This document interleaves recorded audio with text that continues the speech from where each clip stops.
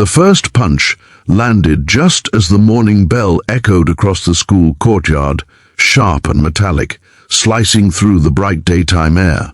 By the time teachers turned their heads, a poor thin boy was already on the ground, his hands raised not to fight back, but to shield someone smaller behind him.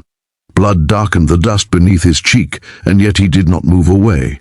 He stayed. He stayed because walking away would have meant letting fear win.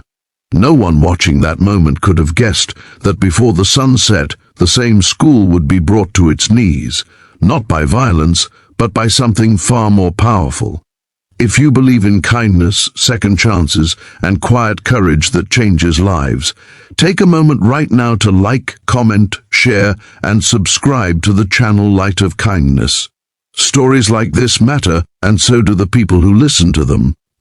The boy's name was Arjun Hale. He was 14, small for his age, with worn sneakers and a backpack stitched together so many times it looked like a patchwork map of survival.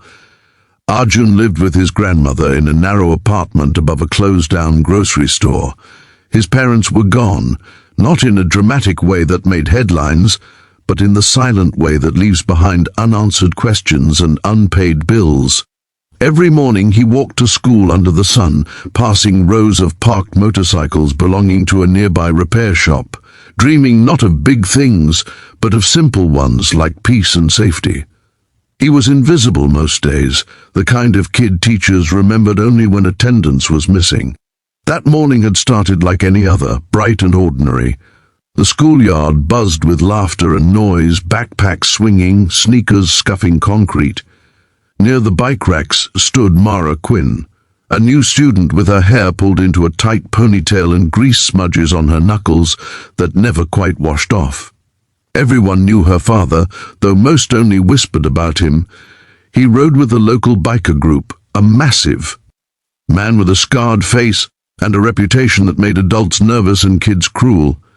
Mara kept her head down, but bullies have a way of sensing weakness like sharks smell blood. The bikers stayed all day. They volunteered to speak with students about bullying, about choices, about strength that does not rely on fists. They shared stories of mistakes and redemption, of brothers lost, and lessons learned too late. Teachers listened, students listened, even the bullies sitting stiffly in detention felt the weight of what they had done pressing down on them like gravity. Arjun was called into the auditorium near the end of the day. He walked under the bright lights, his hands shaking, his heartbeat loud in his ears. The entire school was there. 200 bikers stood at the back, helmets tucked under their arms. Cole stood at the front, his eyes shining. The principal spoke briefly about courage and community, then stepped aside. Cole gestured toward Arjun. In a slow, deliberate movement, every biker placed a hand over their chest and bowed their head. 200 angels, scarred and strong, paying respect to a boy who thought he was nothing. The sound of silence was overwhelming. Some teachers wiped their eyes. Students stood, one by one, until the entire auditorium was on its feet. From that day on, things changed.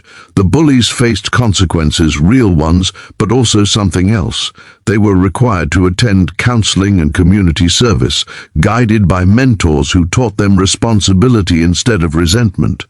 Mara found friends who no longer whispered behind her back. Arjun found himself surrounded by support he never expected. Teachers checked in on him.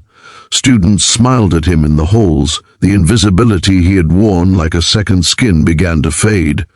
Cole and the biker group did not disappear after that day. They started a mentorship program with the school, offering after-school support, meals, and protection for kids who felt unsafe.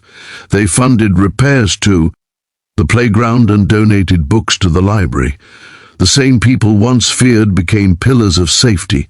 For Arjun, life did not suddenly become perfect. He still lived in the same apartment. He still worried about bills and his grandmother's health. But something inside him had changed. He walked taller. He understood that his courage had value, that even the smallest person could cast a long shadow when standing in the light. As the school year moved on, the story spread beyond those walls. News outlets came and went, but the heart of it remained simple. Kindness had shown up in the shape of a poor kid who refused to move, and the world for once had answered back with respect instead of cruelty.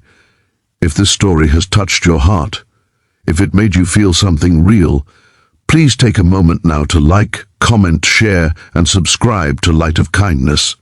Your engagement helps stories like this reach others who need to believe that goodness still exists. Before this story ends, we have one special request for you.